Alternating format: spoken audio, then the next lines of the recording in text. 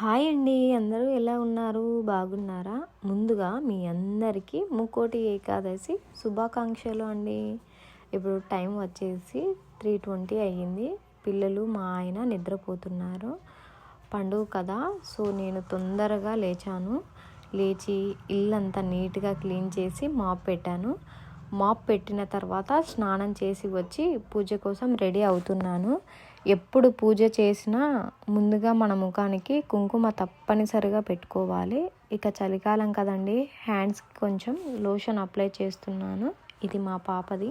ముందుగా మన ఛానల్ని ఎవరైనా కొత్త వాళ్ళు చూస్తున్నట్లయితే ప్లీజ్ మన ఛానల్ని సబ్స్క్రైబ్ చేసుకోండి. అలాగే ఈ వీడియోని ఒక చిన్న లైక్ అయితే చేయండి.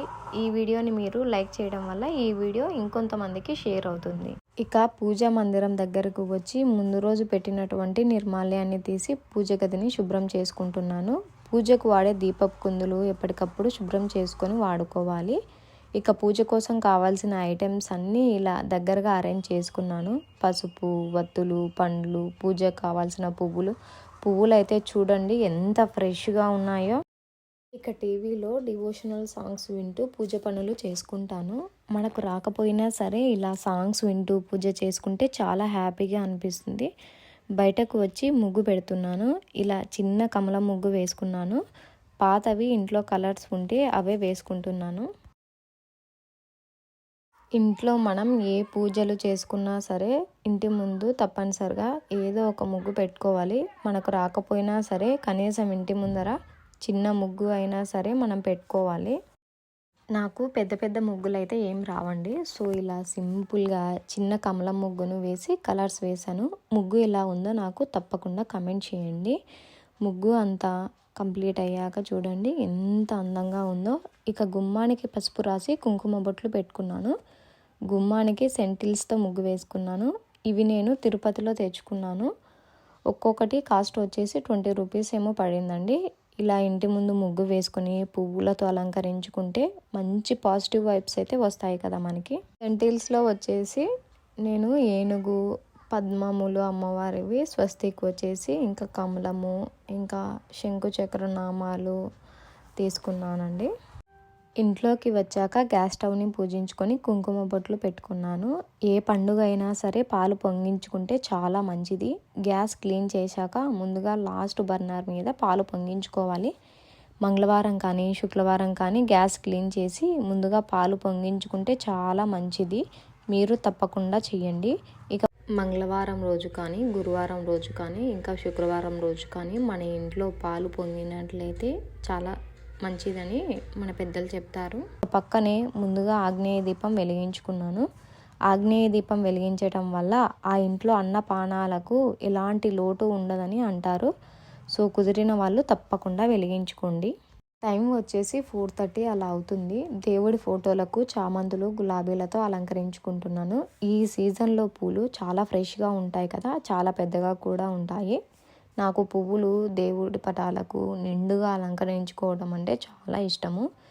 ఇంట్లో దీపం వెలుగుతూ ఉంటే నా మనసుకు చాలా ప్రశాంతంగా అనిపిస్తూ ఉంటుంది. ఇక వెంకటేశ్వర స్వామి దీపానికి గంధం కుంకుమ బట్లతో అలంకరించుకున్నాను. దీపం ఎప్పుడైనా అగరబత్తితో కానీ ఏకహారతితో కానీ వెలిగించాలి, అగ్గిపెట్టెతో వెలిగించకూడదు. తర్వాత ధూపం కూడా వేశాను, టెంకాయ కూడా కొట్టేశాను. ఇక హారతి ఇస్తున్నాను. ప్రసాదంగా వచ్చేసి ఏకాదశి రోజు నేను చిత్రాన్నం ఇంకా పాయసం చేశాను. ఆ ఐటమ్స్ అయితే నేను వీడియో తీయడం మర్చిపోయాను. కొన్ని పండ్లు కూడా సమర్పించాను. ఏకాదశి రోజు నేను ఉపవాసం ఉన్నాను. ఇదే మొదటిసారి నేను ఉపవాసం ఉండటం.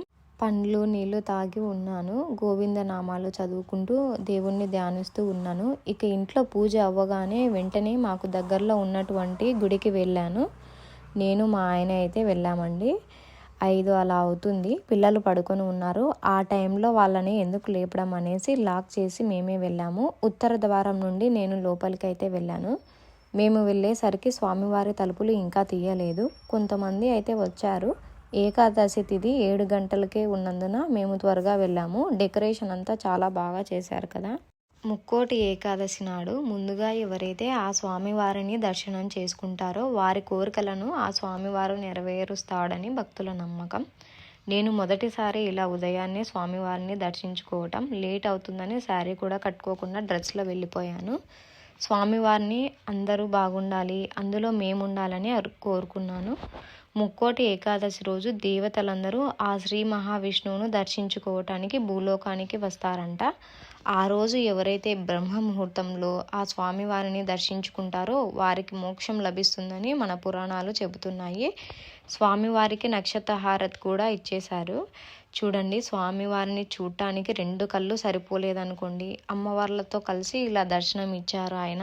ముక్కోటి ఏకాదశి నాడు స్వామివారిని ఉత్తర ద్వారం నుండి దర్శించుకుంటే మోక్షం లభిస్తుంది.